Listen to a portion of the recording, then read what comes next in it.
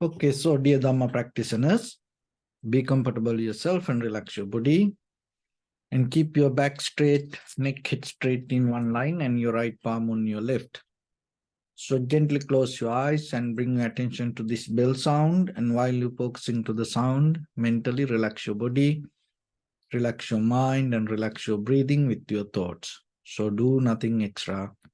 Just follow the sound, please.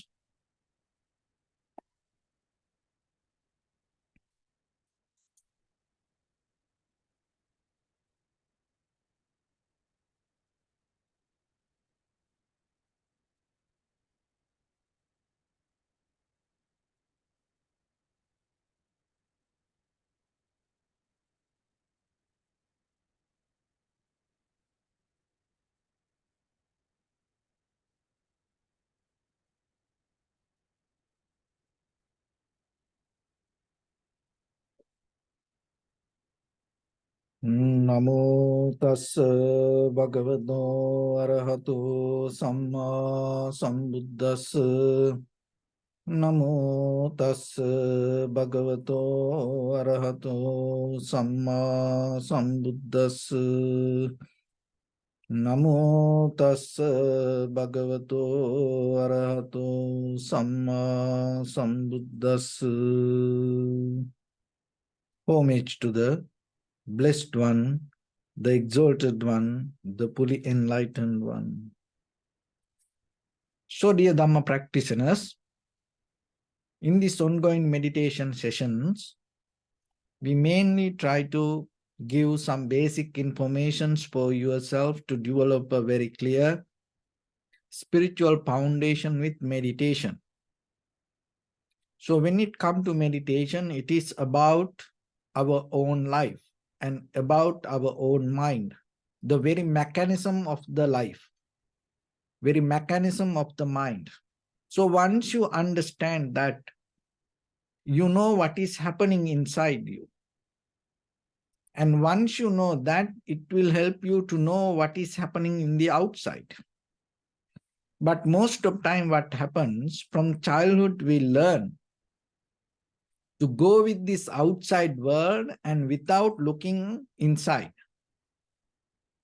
But as you know, when it comes to the very mechanism of life, the very epicenter is the mind.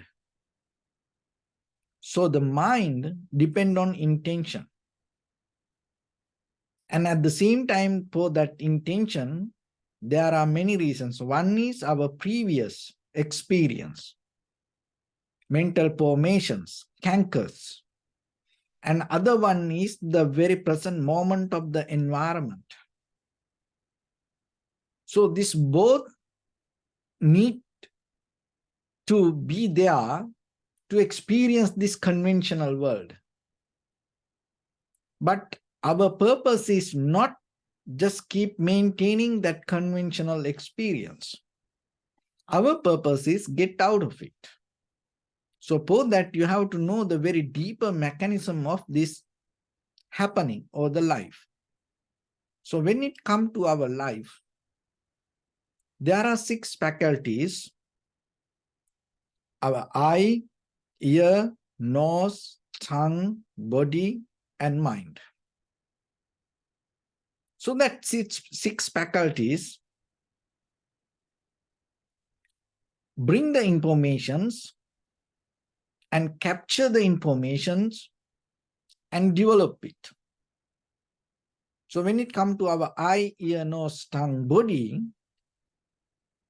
there are certain different consciousness related to that faculty. So with your eye, there is an eye consciousness. With ear, ear consciousness. But the thing is that when you see something from outside, that your eye faculty get it as information, and whatever that information in your eye consciousness transform to your mind consciousness, and that is where you recognize your moment of experience. But the thing is, what is happening inside your mind is not happening inside you, in your I consciousness. So what is happening with the I object is not in your I consciousness, and what is happening in your I consciousness not happening in your mind consciousness.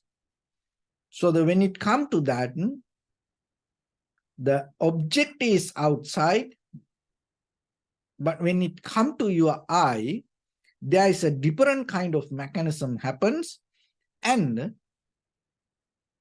that mechanism give informations to your mind, and then in the mind, what you experience is completely different. So with the ear, the same. So you hear in this very moment, you hear the sound. So it is happening somewhere. But your ear has ability to capture. So when it capture here, within your ear, there is something else happen that cannot understand by your mind.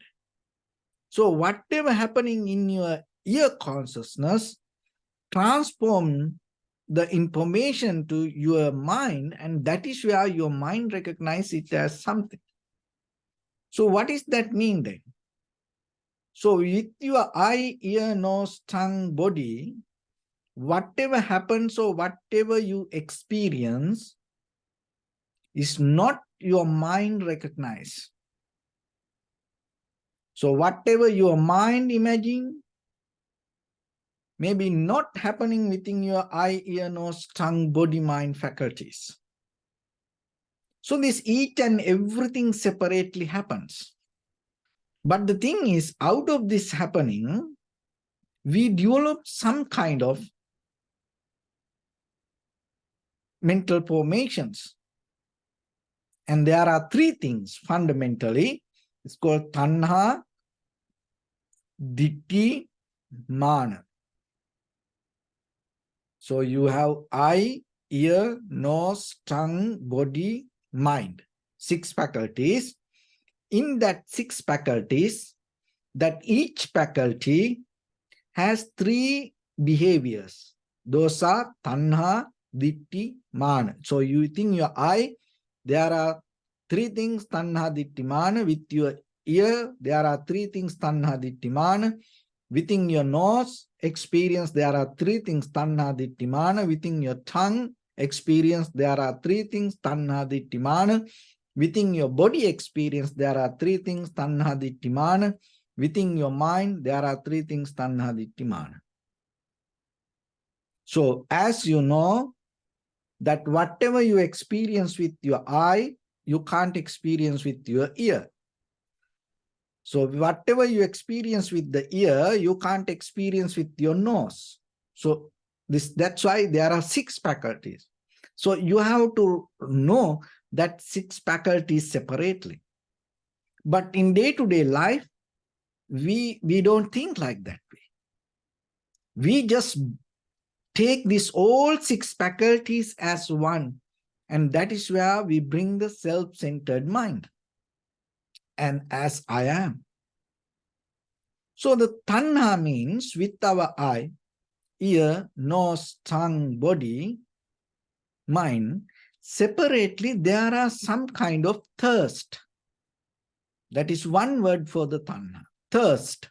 That's why when you close your eyes, always the eye itself try to look something, ponder into something. Always that your eyes go towards the colors or the pictures. And the ear, always that ear needs some kind of sound. It look for a sound. That is the nature of the thirst. It look for something. The nose always look for some kind of aromas or the smell. Tongue always look for some kind of taste. Even sometimes you go to sleep, some people, while they are sleeping, they keep eating something. And the body always look for the sensation.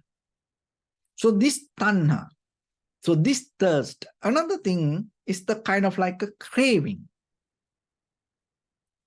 So your eye always craving for visible objects. Your ear always craving for the sound objects. Nose always visible that craving for nose object. Tongue always craving for tongue object. Body always craving for this impression. Mind always craving for mental objects or impressions. This is what we call life. This maintaining this cravingness is what called life. And not only that, it's not only cravingness. That is one part of it. And other one is the ditti. So the ditti means view, belief, speculation, opinions. It's a kind of like you have a point of view. So it's always related to me, I am, and at the same time, according that your view, your eye, related to your eye, you have a different kind of view. Related to your ear, you have different kind of view. Your nose, you have a different kind of view. Tongue, related to that faculty, you have a different kind of view. Body, according to that, you have different kind of view. Mind, according to that, you have different kind of view. So when the mind is not in the right view, it always creates some kind of improfitable result. So that's why in the Eightfold Path, it's called right view. Why it is need the right view? Because we always into wrong view. So what is this wrong view? The wrong view means here that one is that there is an experiencer as I am, and other thing is with our eye, ear, nose, tongue, body, mind. So whatever we experience, we take it as an object from the outside. But when it comes to you, that whatever you experience, even within the experiencer, and even with this outside world, that all change, and it not belong to anybody in a deeper level. But sometimes we don't understand it.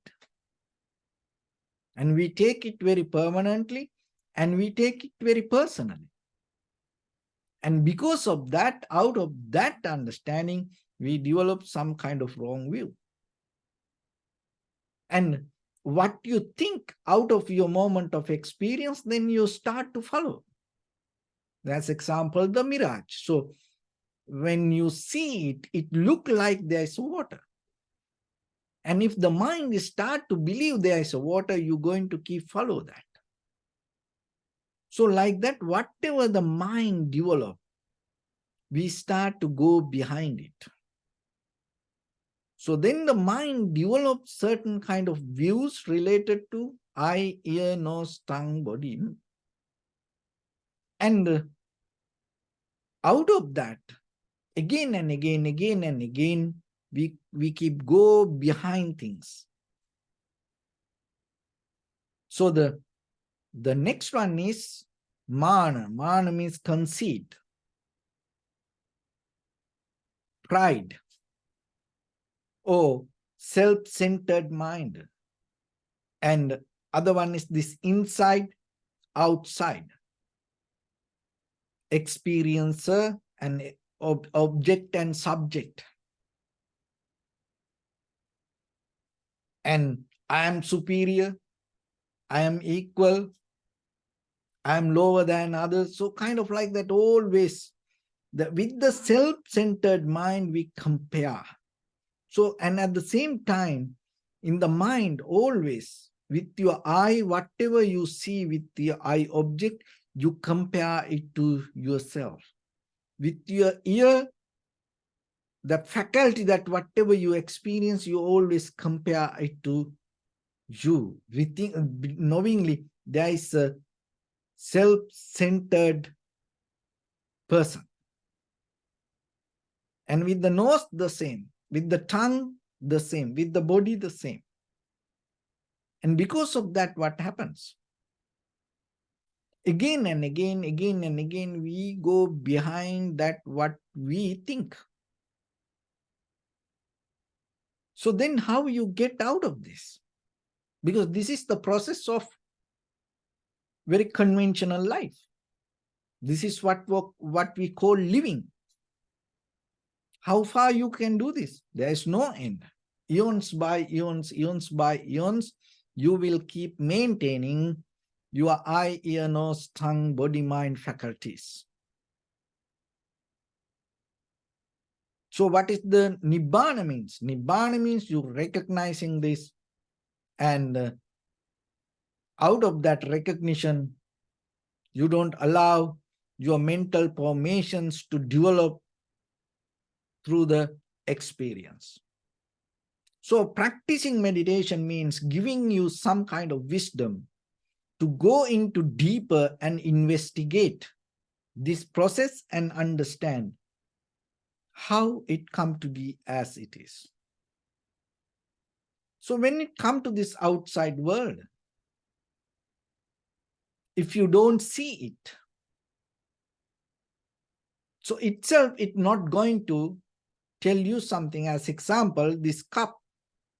So this cup, it's become a cup when we see it. When you see it, it become a cup.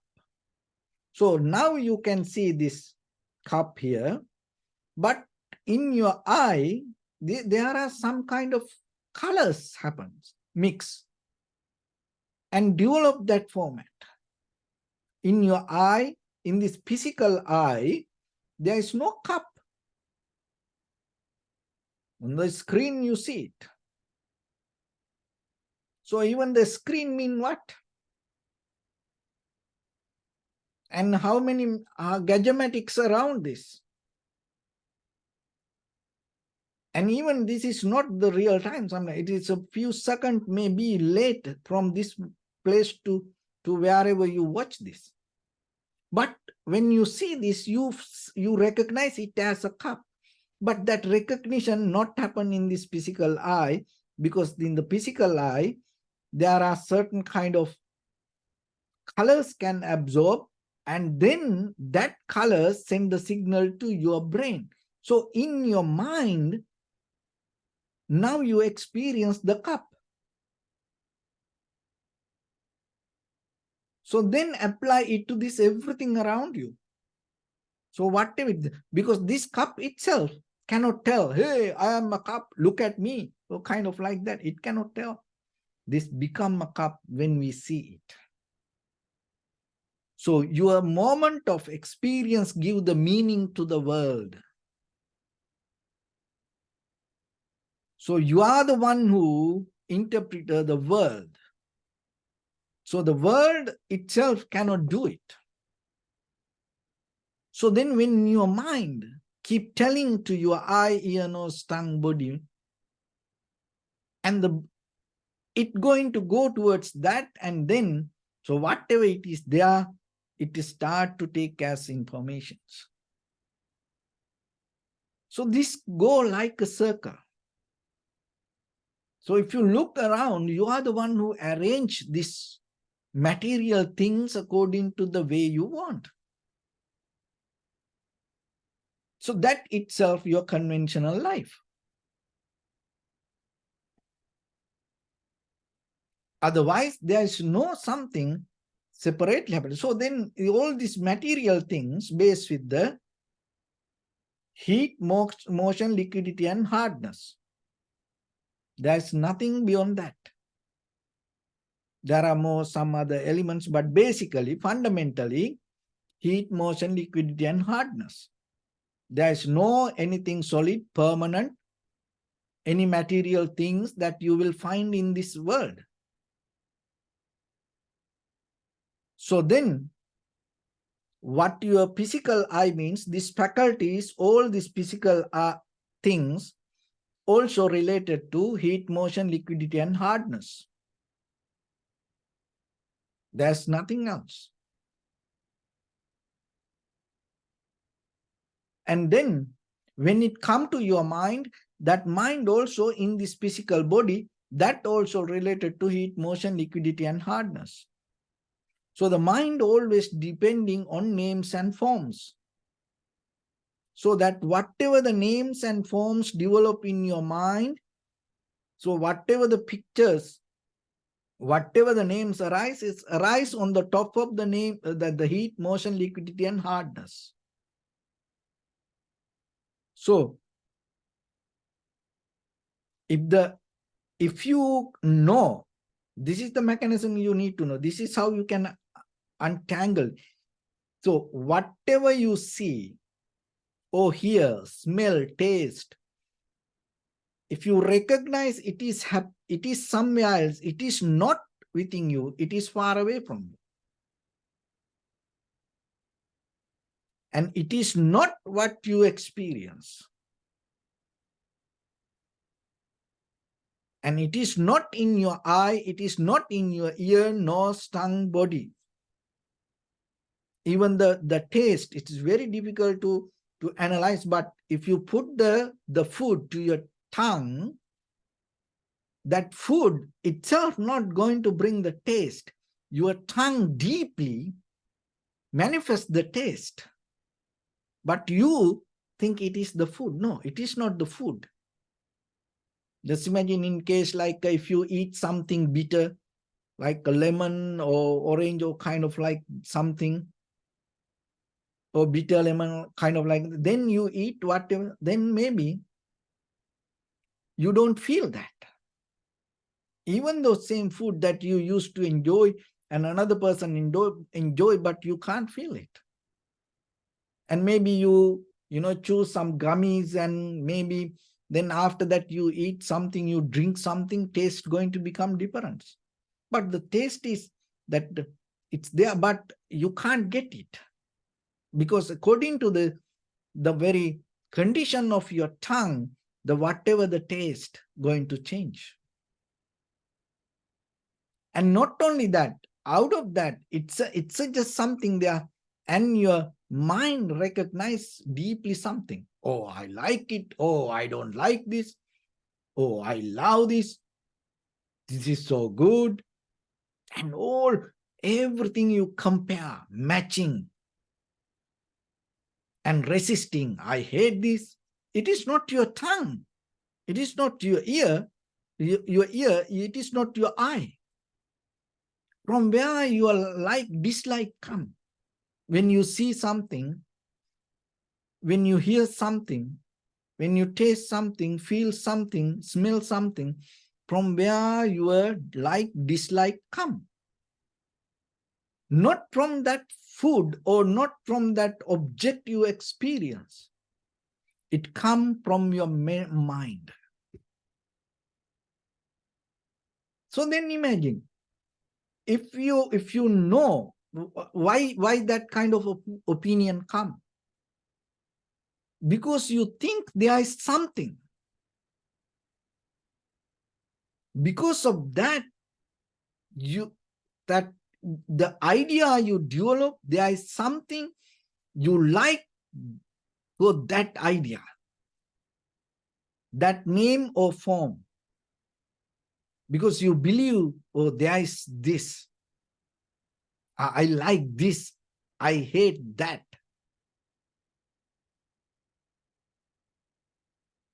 So, if you know that the outside world is outside, in the very basic level, Outside world is outside. And what you experience, not the outside, what you experience is your inside.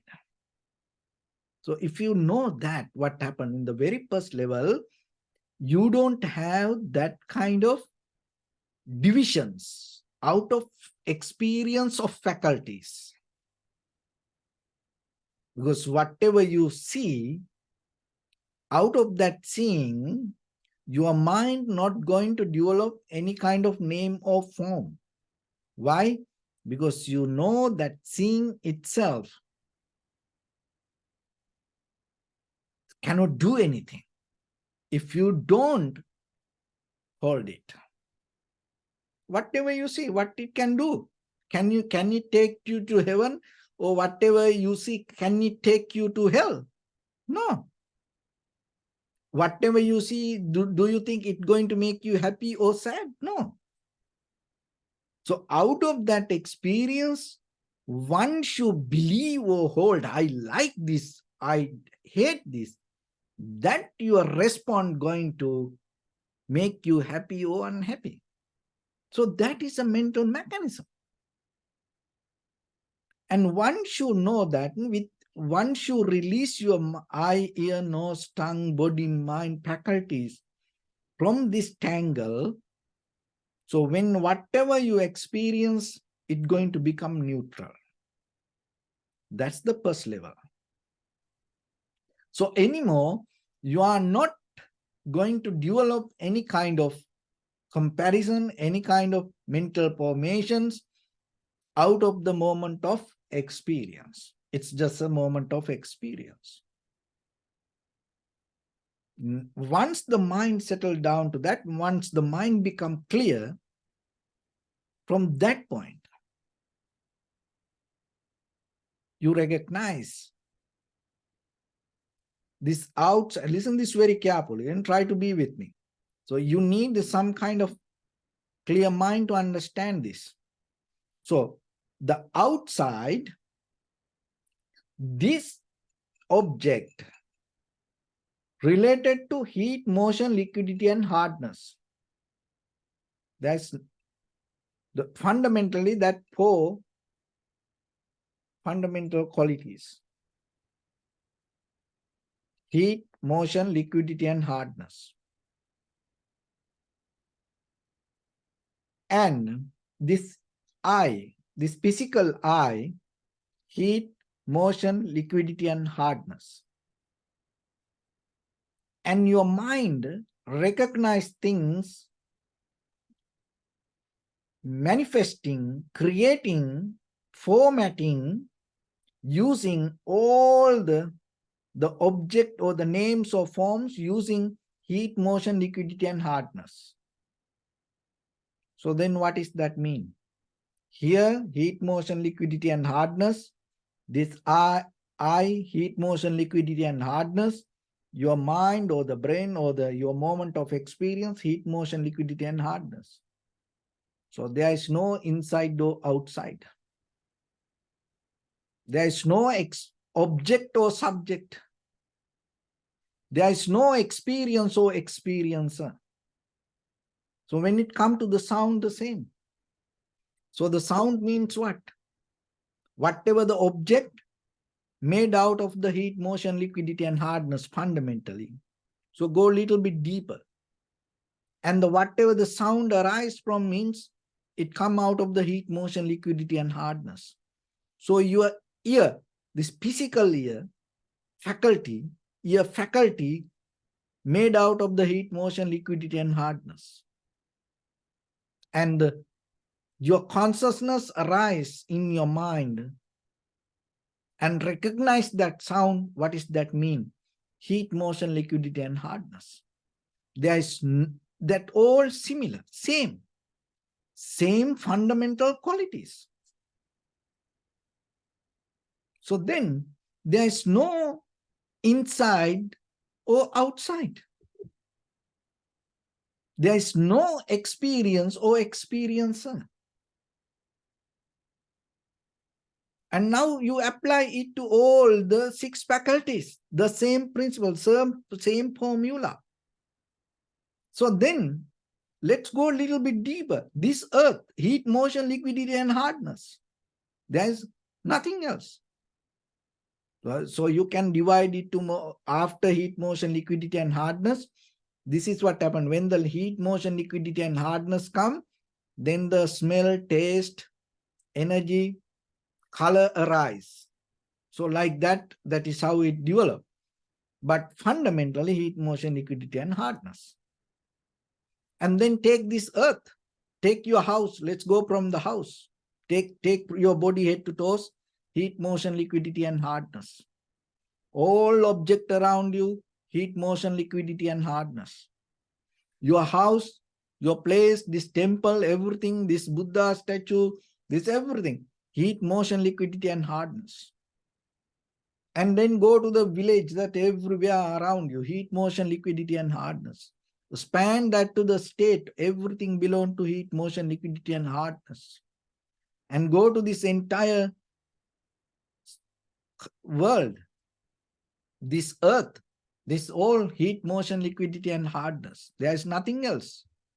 And then the sun, heat, motion, liquidity, and hardness. There is nothing else. The moon, heat, motion, liquidity, and hardness. All other planets, heat, motion, liquidity, and hardness. Anywhere in this universe, whatever you recognize as an object, heat, motion, liquidity, and hardness.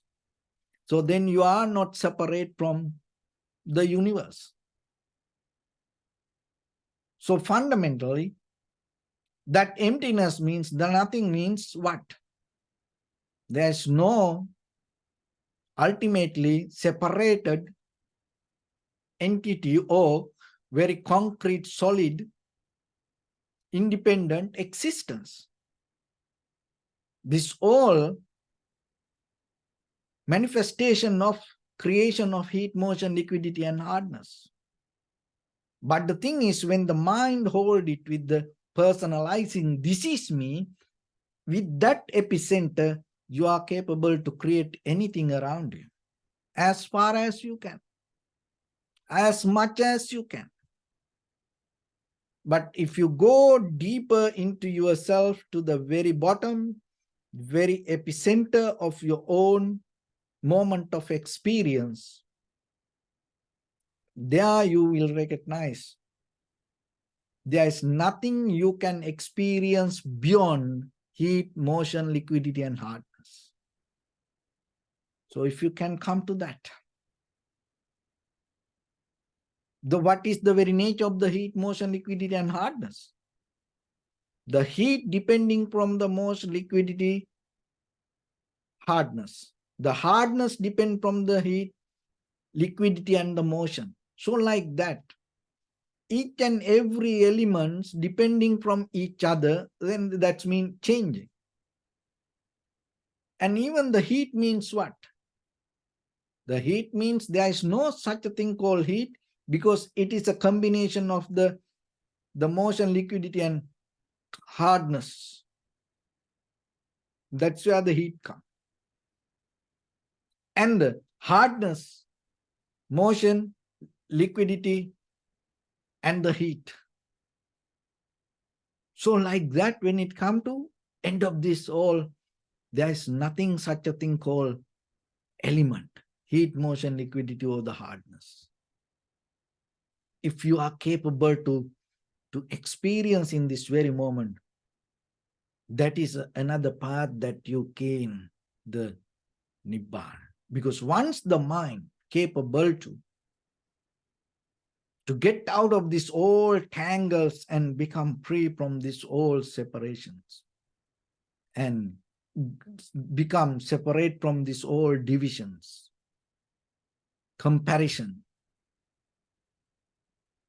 resistance, creation, imagination, and the itself, we come to the point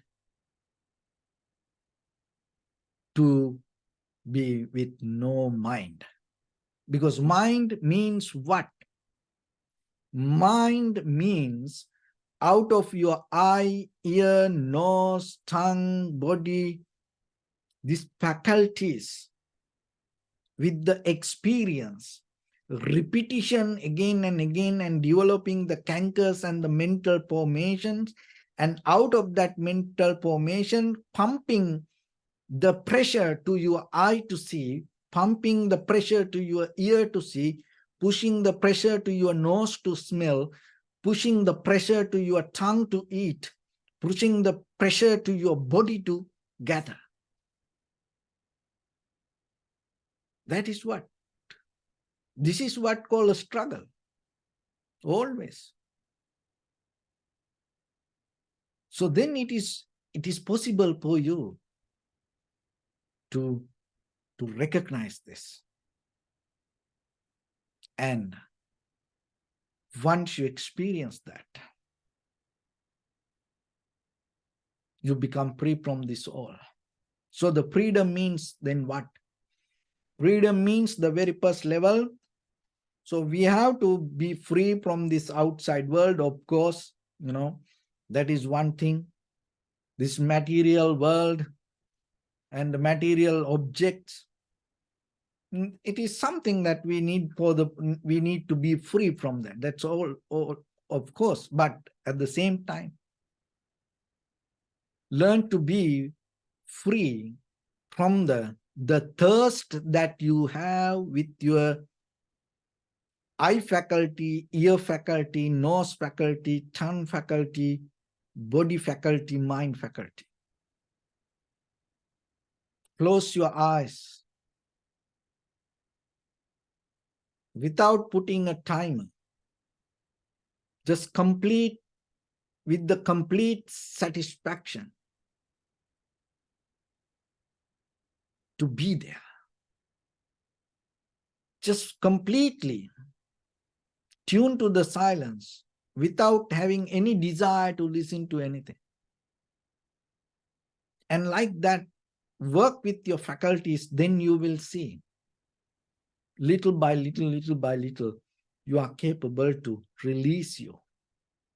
So first get out of the thirst. Don't keep feeding to yourself. Get out of the thirst. Get out of this cravingness. Go towards objects with our eye, ear, nose, tongue, body, mind. Settle down. Let it be. Even when it comes to this mind object, and sometimes developing high mental powers, attaining to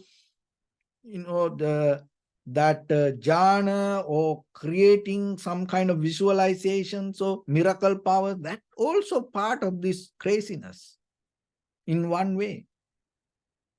Because we like to experience that higher level of mind. We don't want to be free from mind. We want more and more experience mind. But the Nibbana means not experience of mind, completely released from the mind. So the mind means what? Mind means developing this 4 element: heat, motion, liquidity, and hardness. So wherever the mind, there is universe. Wherever the universe, there is a mind. Wherever 4 elements, there will be a world.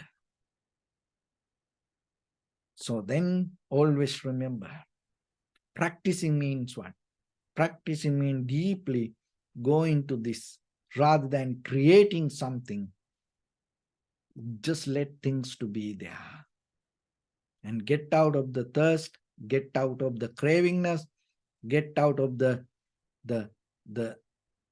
opinion, get out of this point of view, and get out of the conceit.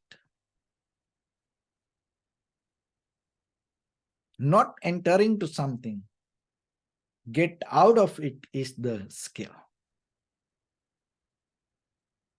So practicing meditation means you give an opportunity yourself to get out of this all from inside. So we are all inside that. We are all inside the thirst. Remember that. You are not outside the thirst. You are inside the thirst. You are inside the cravingness. Like you are inside the plight. When the plight go like this, you feel turbulence. So like that, your thirst is there. When the thirst arise, you can't say no to it. When the cravingness arise, you can't say no to it. When your point of view arise, you can't say no to it. When the conceit arise, you can't say no to it. Why? Because you are the child from that born. So then, get out of it. Get out of that thirst. Get out of that cravingness. How? Develop the awareness. Tranquility state. Keep the awareness knowingly. This all happening in your mind. When the day you are capable to see that anymore, this cravingness, this thirst, this point of view, this conceit, no longer going to become stronger inside you. So with that, let's get into practice a little bit now. So your right palm on your left and neck head straight in one line, and be comfortable with your posture.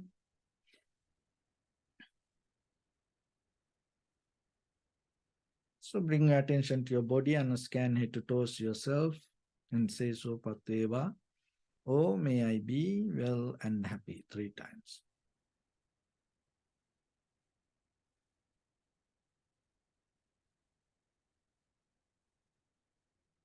Take a moment and think. We gathered here in this moment to practice this ancient meditation technique. So all the Buddhas, all the enlightened masters followed this path and achieved wisdom. So we also gathered here to accumulate that knowledge.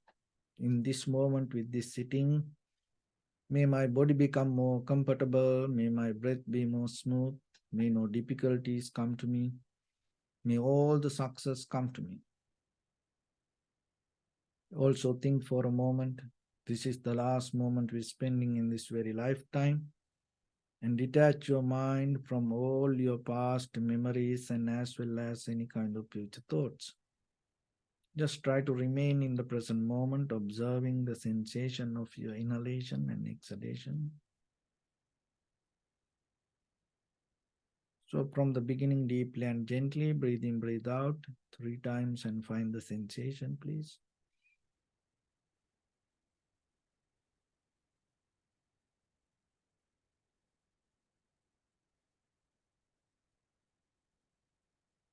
And allow your inhalations, exhalations happen itself. So when it happens through the sensation, recognize it, do nothing extra.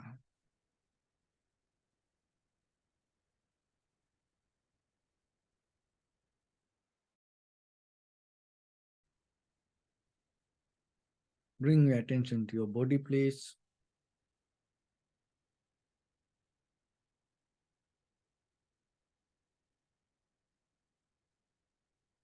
Observe your posture.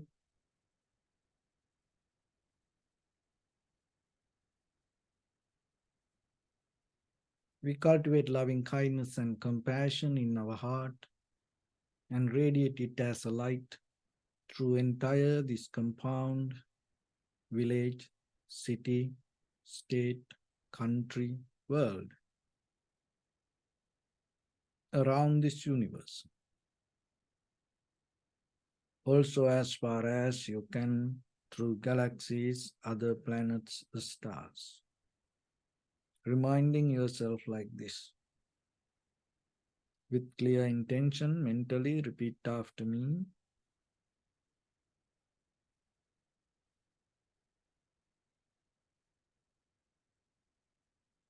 May all living beings in this universe be well and happy.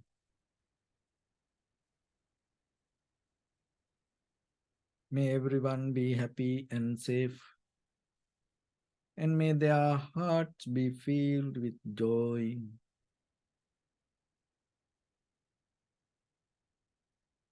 May all living beings live in security and in peace.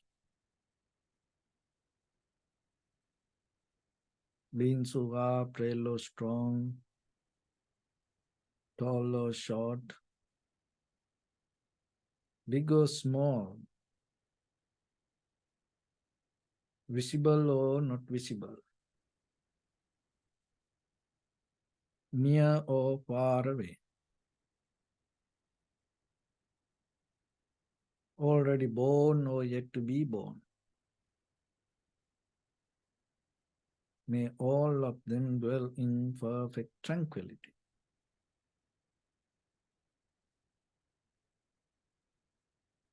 Let no one do harm to anyone. Let no one put the life of anyone in danger. Let no one out of anger or ill will wish anyone any harm.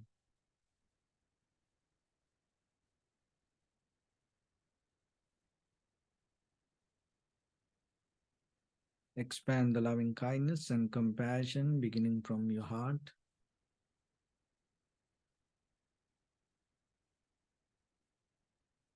Forward,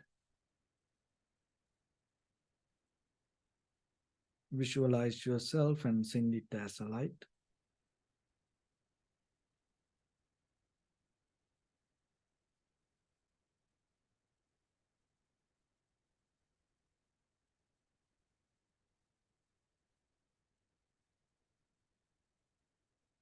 To your backside,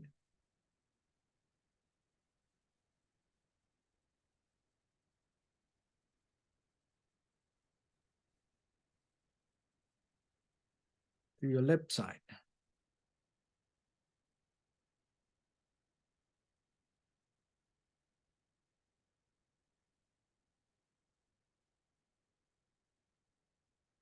and to your right side.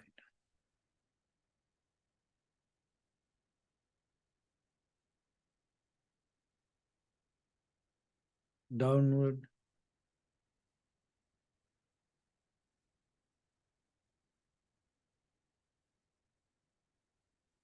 and upward.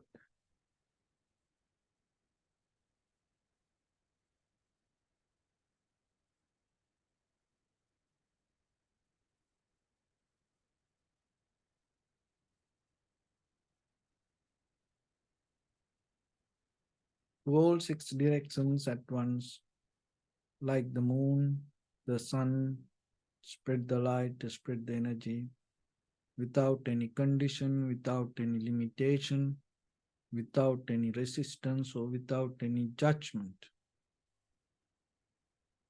Let your heart to shine with the loving kindness and compassion from the bottom of it, with the maximum effort to the highest, wishing yourself, may all living beings in this universe be well and happy.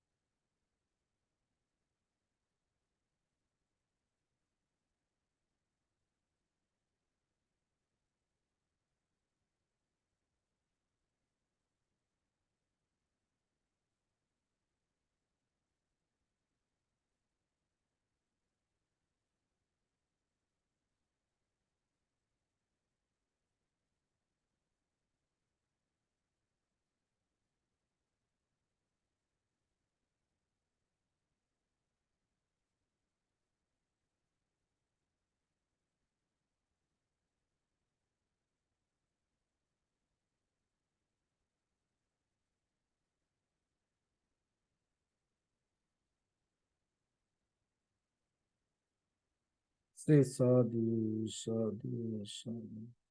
So first of all, we offer this practice to the great qualities of the Buddha, Dhamma and the Sangha. Also by the power of this meritorious deed, may all of us attain to the supreme bliss of Nibbana. May all your guardian angels and deities will receive these merits and increase their longevity and protect all of you from any kind of planetary influences or any ill effects. Ittavata cha ammihi sampadam punya sampadam sabbe deva anumodantu sabba sampatti siddhya sabbe bhuta anumodantu sabba sampatti siddhya sabbe satta anumodantu sabba sampatti siddhya Maya Dhamma Nudhamma Patipattiya Buddham Pujemi Dhammam Pujemi Sangham Pujemi Addhaya Imaya Patipattiya Jati Jara Vyadhi Maranam Ha Paribunjisami Idam me punya kammang asavakkaya vahang hotu sabba dukkha pamunchatu. Bless you.